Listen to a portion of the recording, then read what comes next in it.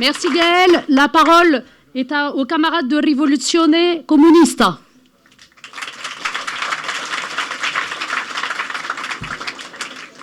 Camarades, je suis très content d'avoir participé à la manifestation et surtout à cette manifestation aujourd'hui.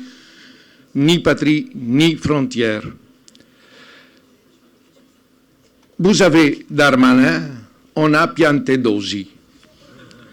Vous avez Attal, on a Meloni. Vous avez Macron, on a Draghi. Et si vous permettez, Draghi est le banquier des banquiers. Donc, Macron doit lui porter respect. Mais disons clairement les choses. La situation en Italie et la situation en France est pareille, du pareil au même. J'ai entendu les mots des travailleurs sans papier et on pouvait transporter leur expérience de vie et de travail à Milan ou à Catane, en Sicile, où les sans-papiers sont exploités dans des conditions terribles, non seulement persécutés par l'État, mais aussi par la mafia. Donc, on a des problèmes qui sont pareils et qu'on doit affronter de la même manière. Je suis content d'être en France parce que je pense que si le capitalisme français, la bourgeoisie française et la bourgeoisie italienne sont très unis contre les travailleurs immigrés, l'Italie est la première frontière de la forteresse Europe et fait le sale travail aussi pour Darmanin. Mais si les patrons sont très unis contre les travailleurs de leur pays aussi, ils sont désunis et en concurrence entre Italie et France. On a une concurrence terrible de la bourgeoisie française et de la bourgeoisie italienne en Afrique. Monsieur Sarko a porté la guerre en Libye, qui était une guerre contre la Libye, mais aussi contre l'Italie en terre africaine, parce que la Libye était dominée alors par l'impérialisme italien.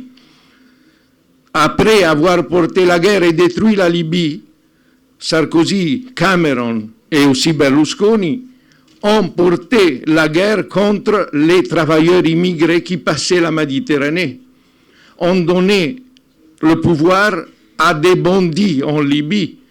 Et continuant cette tradition, Madame Meloni a été donnée, avec Madame van der Leyen, des milliards au dictateur égyptien, Al-Sisi, qui a reçu 7 milliards et 400 millions de l'Union européenne pour contenir les immigrés. Donc, nous sommes dans la même barque et justement, les camarades qui m'ont précédé ont dit qu'on doit lutter ensemble. C'est finalement la question de l'internationalisme prolétarien, de l'internationalisme de lutte contre nos bourgeoisies. En particulier, on a une question en Italie du nationalisme anti-français. C'est la concurrence je vous parlais de la concurrence entre les bourgeoisies. Mais on a, de notre point de vue, du point de vue de classe, des thèmes qu'on peut affronter ensemble. Pensez simplement à la question salariale. En Europe, la classe ouvrière française, et aussi l'anglaise, et aussi l'allemande, ont fait des grandes luttes pour l'augmentation des salaires.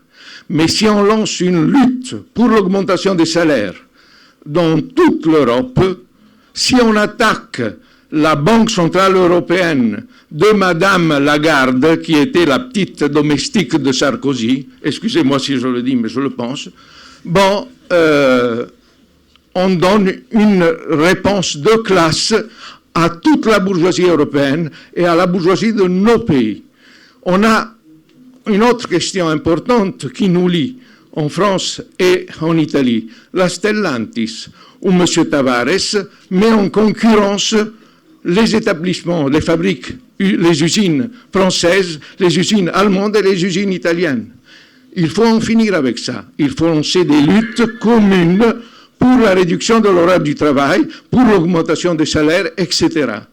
Sur ces bases, on pourra faire des grandes luttes politiques, parce que, comme le camarade qui m'a précédé a bien expliqué, le capitalisme est en crise noire et on doit jouer nos cartes, les cartes de la classe ouvrière, qui n'a jamais été aussi nombreuse dans le monde et qui n'a jamais fait dans le monde, si on voit le monde entier, des luttes aussi importantes. En Italie, on voit avec beaucoup d'intérêt ce qu'a fait avec courage la classe ouvrière française contre la loi travail de M. Hollande et contre la réforme des pensions. Malheureusement, en Italie, ces questions-là, on les avait subies bien avant de la France, parce que l'Italie arrive toujours un peu avant. On a eu justement Meloni, vous pouvez avoir Le Pen. C'est seulement à nous de lutter ensemble contre ces fléaux de la bourgeoisie française, italienne et européenne.